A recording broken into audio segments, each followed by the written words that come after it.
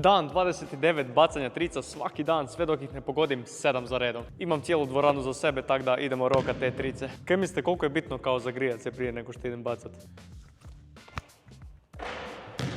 Možda nije bitno. Koliko sam sad sreće imao?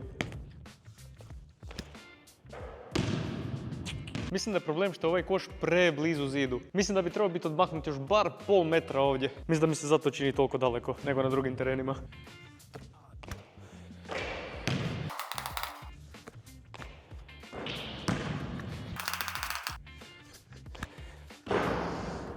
Predaleko je.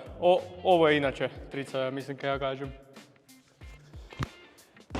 Vidiš.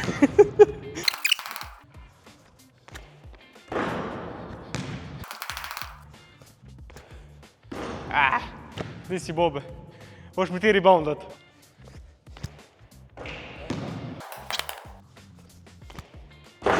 Ne.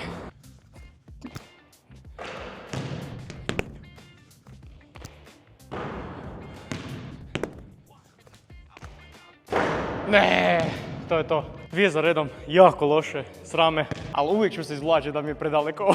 Znači ja ne mogu dobaciti doslovno. Ništa, nabaci like i vidimo se sutra.